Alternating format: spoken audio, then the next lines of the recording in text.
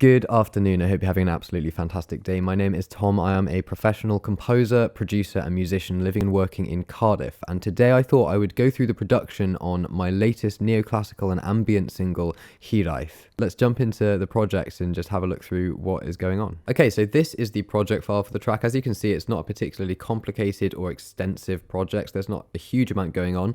And I think the best thing to do would be to just listen through to the track with the project open to give you an impression of how things build and how they develop, and then I'll start diving into the individual elements after that. By the way, if you don't want to listen to the whole track and you've already heard it and you just want to get straight into the production side of this, then go to that timestamp there and it'll be the end of the track. So this is my latest single, and I shouldn't get a copyright strike for this because I wrote the bloody music.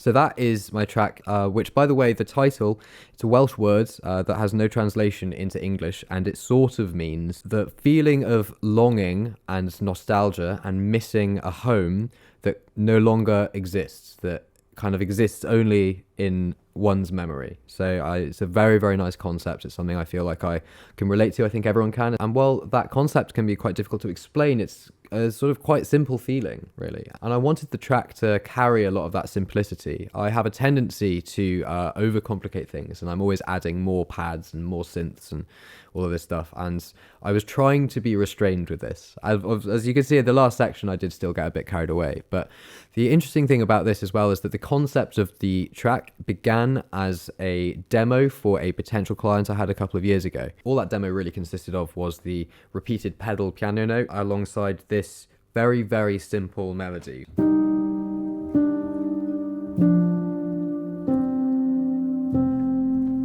The thing is as soon as it wasn't a demo for a client anymore, I knew that I liked the way that that piano motif sort of sounded, and I wanted to keep it. But when I release music for my artist profile, I try and make sure that every track has at least something that is interesting, that I am putting effort into the production on in a really sincere way. And I liked the repeated pedal piano note that's just sort of going... But it was boring. So what I did, as you can see on this audio file here, is I put the original piano recording through the filter of my MS-20, which is over there, the MS-20 Mini. Amazing synthesizer, and mine's quite old now, and it's super, super noisy. And so all I did was put a piano recording through the filter to give it this feeling that it wasn't just something coming from a sample library. It wasn't a super clean recording. And so that is why it sounds like this. I'd previously done a take where on the MS-20 I basically gave it a noise gate, so it would kind of sporadically cut in and out, and that sounded like this.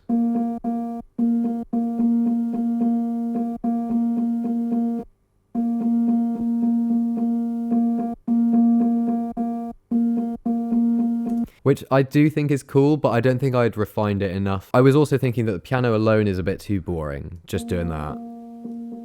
So I recorded some of the MS-20 as a synth, doing a similar thing but with a kind of slow attack that develops as the track progresses. So it's got this part here.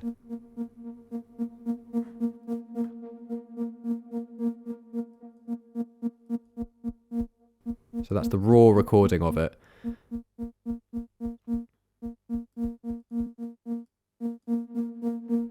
And I basically just had that flowing into the piano part so that they'd sort of overlap at times. The next aspect of the track was what I called the Cello Forest, which are these overlaying sounds of the cello being played that gradually build, and I was really trying to create a sonic landscape with those sounds. I play the cello myself, and I'm not good enough to really record virtuoso lines or anything like that, but I can get notes to sound okay sometimes. And so I recorded it initially using the Chamber Waves library here. And I still have those recordings in there just because I find that it's often really useful to have samples still layered underneath the live recordings. I feel it can just help give it a bit more body. Also, maybe that's my own insecurity coming through, that I feel like my own playing wouldn't stand up on its own, but they are very, very quiet. So the original ones just sound like this.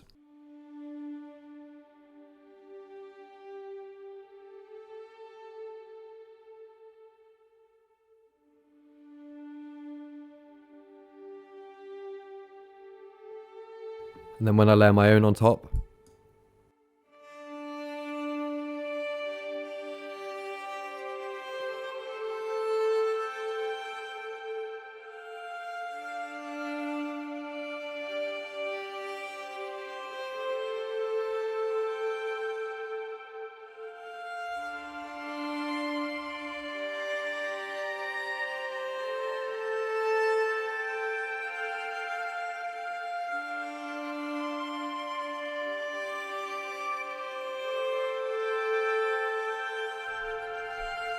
another thing I like to do to make sure that everything keeps sounding interesting and authentic and doesn't get boring is that I could have easily just done one take of each of those notes, but I made sure with each note I was playing as it was recording to record every single one, just so that you feel that difference in it. There's something that's very hard to describe, but organic instruments really carry a certain level of emotion. It's almost subconscious, but playing that to my friends, they would say like, why do the strings sound so different to the samples I'm used to hearing? And I think that using real instruments wherever possible and not being lazy with them really just helps retain a certain level of interest. And yeah, it is all cello as well. I remember being in a car with a friend playing it for references, and he listened to it and he was like, oh, I love those violins, because it's really high, and it was really difficult to record it as well. It was these ones that caused my hands to almost cramp up because I was so far up the fingerboard for so long.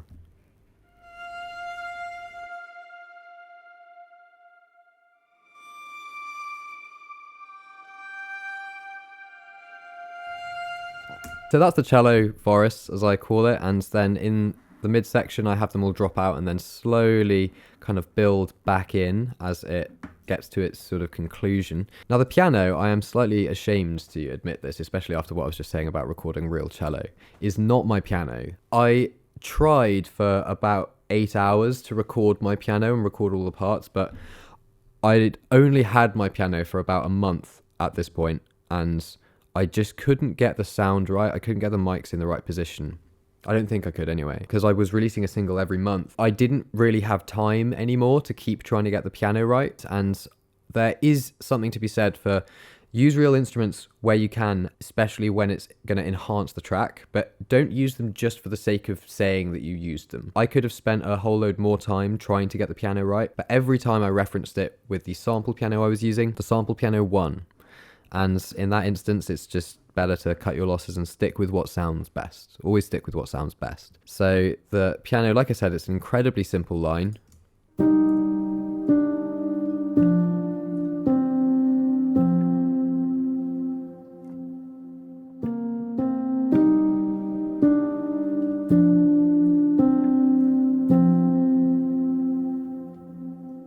One of the things that I did is I layered a bit of additional felt noise on top of it. So this is just an instance of una corda. And I basically just get rid of the main tones and then just play around with the noises and then layer that on top. So that by itself just sounds like this. Because without it,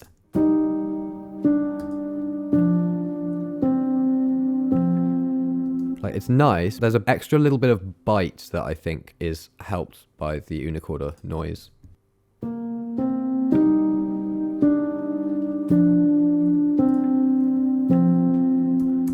So that's the piano, and then later on, the piano becomes much more interesting, some might say, and it stops being just develops into this more just interesting and musical.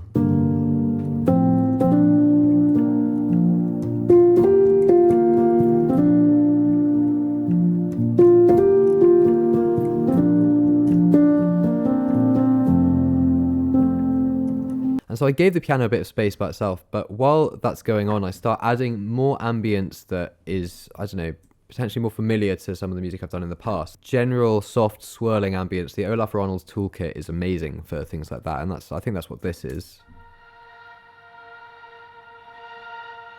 It sort of comes in just as the repeated piano thing is dying off, and there's this moment of just sort of peace coming in.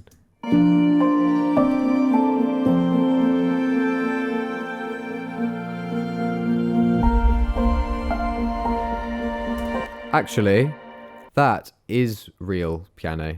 That little motif.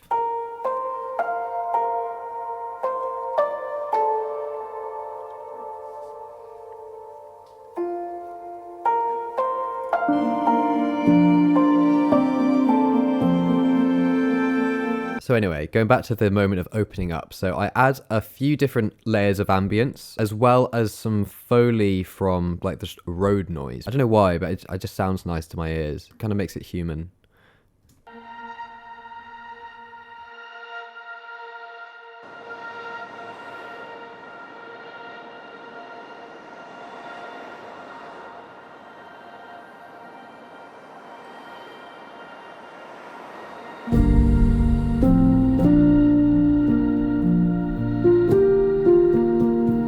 And then the ambience there will just continue throughout that section, gradually being added to. So these are all different bits of general ambience.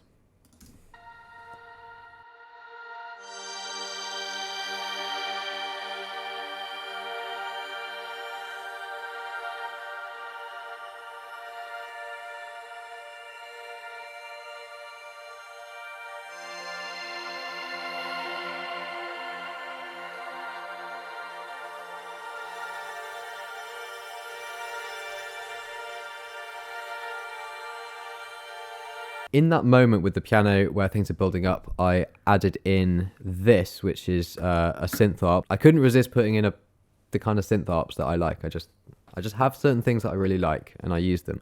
And it was actually discovering this, which is just the Arturia, like OB6 emulator, basically. Like, this is why I now own an OB6 over there, because I listened to this and it was just like, oh, something about it. Just love it. So the ARP I just wanted to bring in to just give some extra momentum to what's going on, and also to give a change in tone, because things get a bit bigger after that point, and it moves away from the kind of very organic sounds with the atmospheres and with, you know, the bass that comes in later on. And I wanted to kind of start introducing that a little bit more.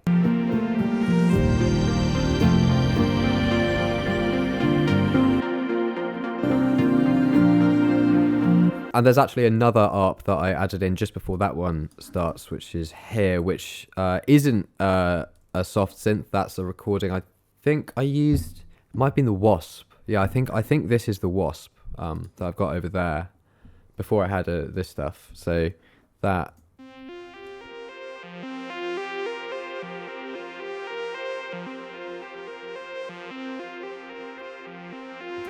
It's a little bit squiggly on the timings, but I think I did that on purpose. Sometimes I really like having everything quantized, other times not. But anyway, so there's that synth, and then the OB6 ARP.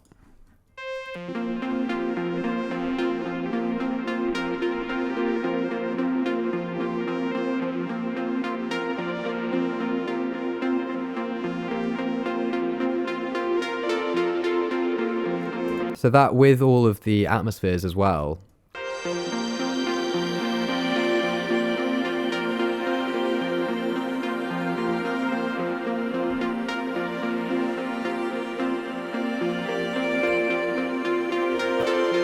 And then we get the 808 that comes in to really give it life.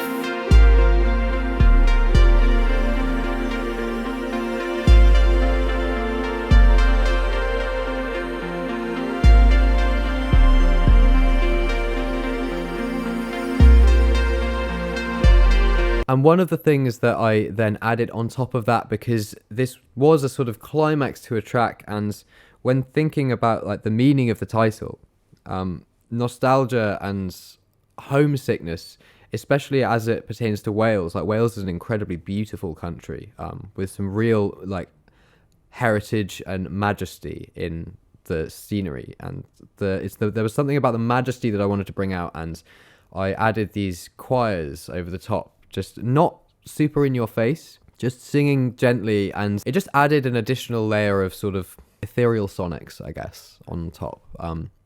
So them by themselves just sound like this.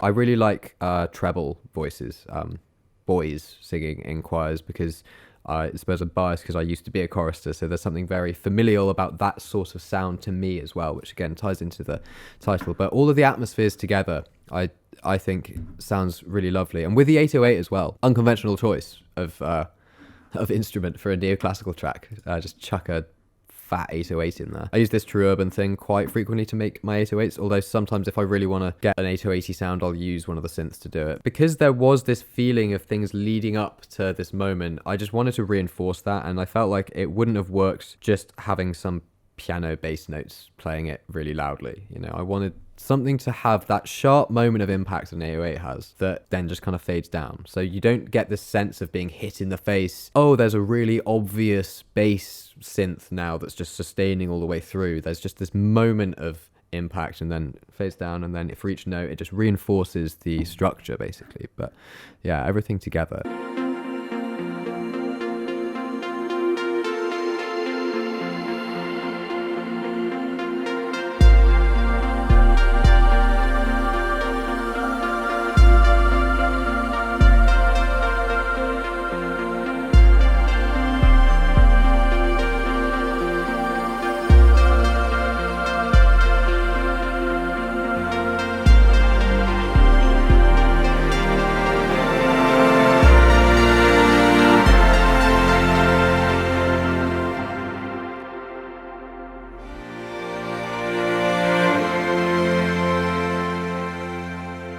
What happened there? I left a mistake in. Oh no. Was that in my cello?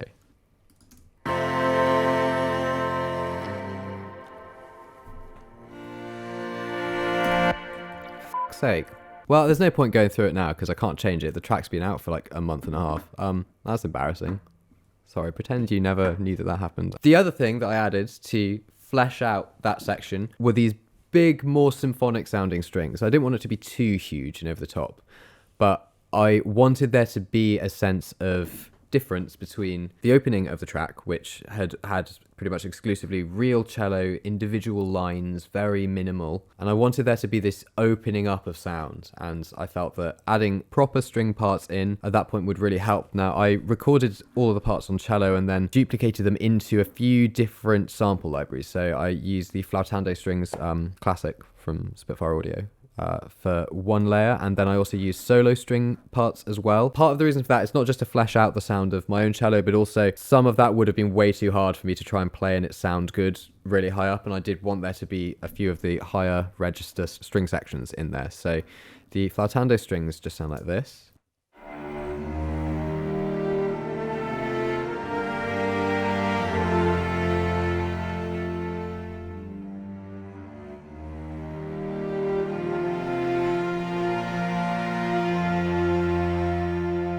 And then for the second run through, as it kind of reaches its final peak, I wanted to have the upper octaves come in. So then the solo strings are all there.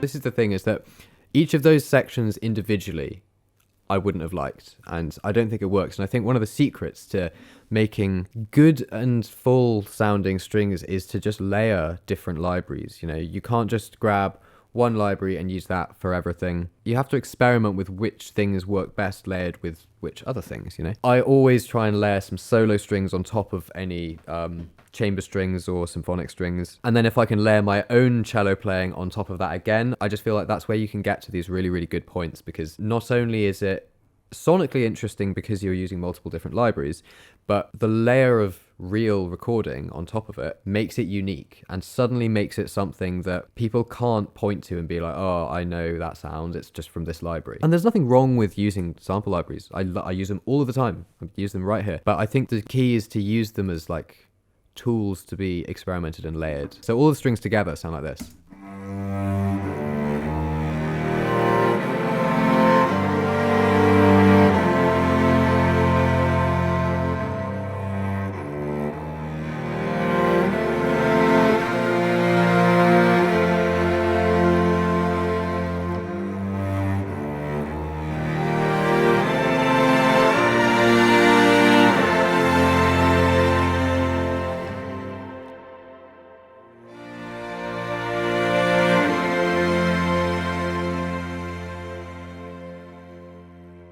And that basically brings us to the end. After that, I wanted a return to the feeling of intimacy and closeness that was in the beginning of the track. And I just went back to the string forest noises, but I changed them around a bit. They'd been playing repeated patterns previously. And at the end, I like to just find little bits here and there and just again break up the monotony of something being repeated.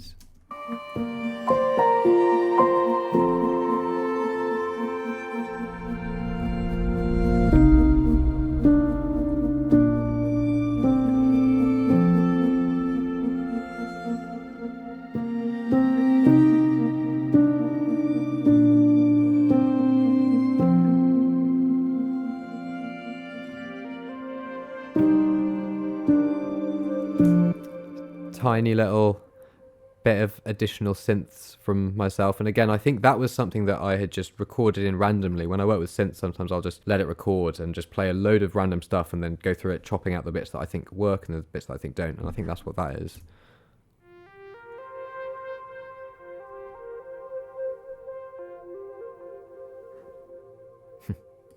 And that is the track, really. I'm kind of new to doing these walkthroughs. I've only done a couple of them in the past, so I don't know, I may be missing stuff. I'll talk about some of the other things I did in production and mixing now, actually. So I'm covering all bases. Like, I don't know what anyone wants to see in these. Do you want to hear about the track itself, or do you want to just see like what plugins I'm using? Because in terms of mixing, FabFilter Pro Q3 is the only EQ that you ever need. It's expensive, but it just does wonders to anything that you're working on. It's the dynamic mode that really gets me, especially with pianos, because I work with felt pianos a lot. There's an awful lot of low mid mud in there, so just being able to tame it down there, you know, without it.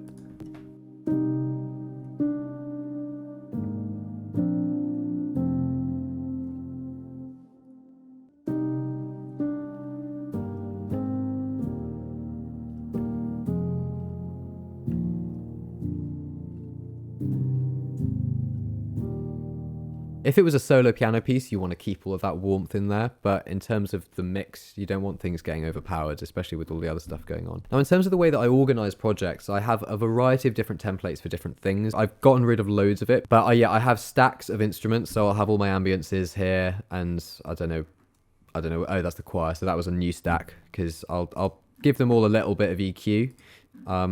That's quite a lot of EQ there.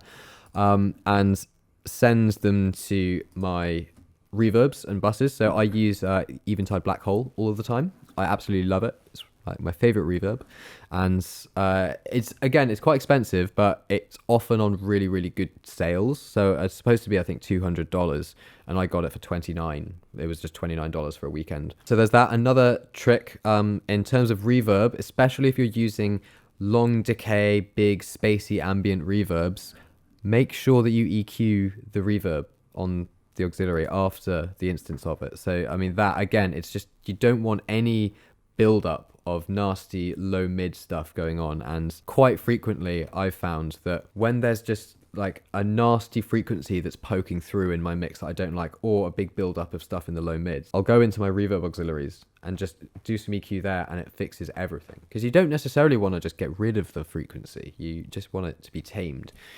So yeah, put EQ on your auxiliaries. A few other things that I threw into the track down here are rises and subhits. Now, these are standard in all of my templates. Part of the reason for this is I write a disgustingly large amount of library music. It's one of the things that I do the most of in terms of my career. I aim to write between 200 and 400 tracks a year of library music. And with that kind of music, clear edit points are absolutely essential. So I add them into things now almost subconsciously, and sometimes I probably do it a bit too much, but it's one of the things that has just become practice for me now, having been doing it for a few years. I try and keep them fairly subtle. So like that one there, it doesn't really sound like much at all. It's just this. But that combined with this boom,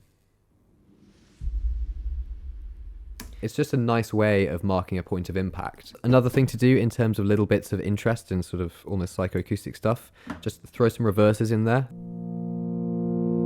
Things like that I find just sort of help carry the listener into the next section. It's like a guide, in a sense, for someone's ears, but not like a condescending, oh, you need to know what you're listening to guide. Yeah, I shouldn't have said guide. Just something to keep things getting too monotonous, because especially with ambient music, you know, there's a lot of not very much happening a lot of the time, and I try and make sure that even when there's not very much happening, there's still something happening. You know, there's something for your ears to subconsciously latch onto and hear in what's going on. Oh, and this is some of the piano that I'd recorded on my piano.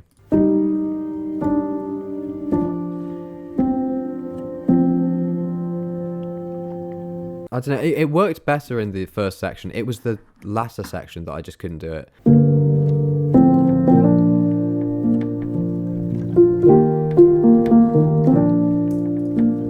I think maybe my insecurity got in the way of me keeping that piano part in there a little bit. Like I said, I just wasn't confident that the piano recordings were good enough. Anyway, yeah, so that's the piano. And I got a bit carried away, and the track could have been 6 minutes long. I think that's just me repeating the same progression over and over.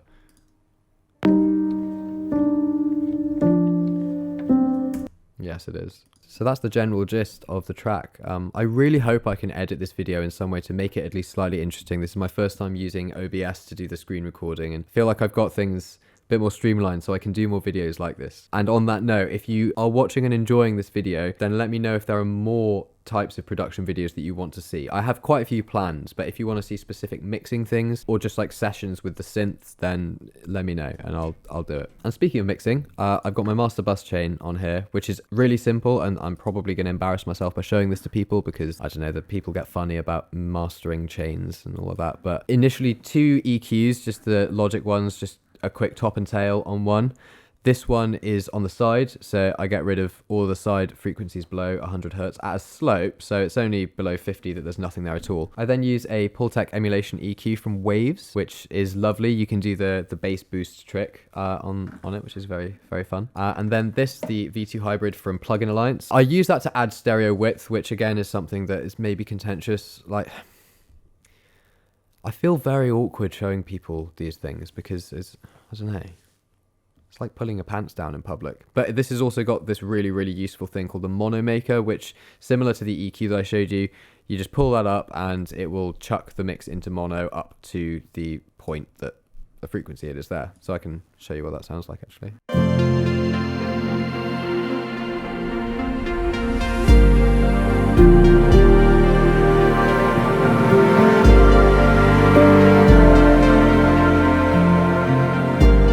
And then the Stephen Slate SSL bus compressor, which is just, it's the glue compressor. I try to make sure that it's never compressing by more than 4 dB on there. That's pretty much the maximum that I want to push it to, especially because I do use a fair amount of compression in other areas of my tracks and my mixes. I then use this L3 multiband compressor, also from Waves, but I don't actually do anything with it. All I use this for is as a visual guide. It's fun to pull this down and then see if there are really obvious troughs in certain areas, then you'll know that there is a massive buildup of sound in those frequencies. It's kind of just like a visual aid that I use sometimes. Then a bit of tape emulation, again from Slate. I use the Slate Everything bundle. I think it's great. Amazing plugins, really good stuff. And then finally a bit of limiting at the end. It's quite a lot. This is where the final sort of master came from, just straight out of this project, which I know is funny because I spent a load of time in a video once going on about how I always mix everything in a separate project to the one that I produce it in. And I don't do that very much anymore. I should still do that. It would be much better practice for me to do that, definitely. However, because I write so much library music and the turnarounds for that music is really fast, if I'm, delivering 20, 30 tracks at a time, I really don't have time to export the stems from each track, bring it into a new project. So I just started learning how to mix in the box as I'm going along. It does help that I got a better computer than when I was saying all of that, so it can handle having all of the plugins running. But yeah, that's basically it. That's how I produced and wrote and kind of conceptualized my latest single, which if you're interested in hearing, again, if you didn't watch it the first time, there'll be links down in the description to the track on Spotify and a bunch of other places as well as my Instagram and all of that, as well as links to my shop where you can pick up copies of either my debut EP, Her, or my debut album, The Deep Blue, on vinyl, if that's your thing. Thank you so much for watching this video. Again, I do feel just like an instinctive need to apologize because I've probably waffled loads, so I apologize if that's the case, and if this video has been really boring, I'm really sorry. But hopefully it hasn't. Hopefully you've enjoyed it and maybe learned something and at least gleaned a better insight into my process and how I go about writing the music that I'm lucky enough to have wonderful people like you listen to, if you listen to it. So yeah, thank you so much for watching. If you liked this video, please give it a thumbs up, and if you haven't done so already, feel free to hit that subscribe button down there and ring the bell if you want to as well. I'm posting new videos every week and it'll all be related to music production or the music industry and the things that I'm interested in within that sphere. Thank you so much for watching. I really do hope that you've enjoyed this. Have an absolutely fantastic day and I'll see you very soon.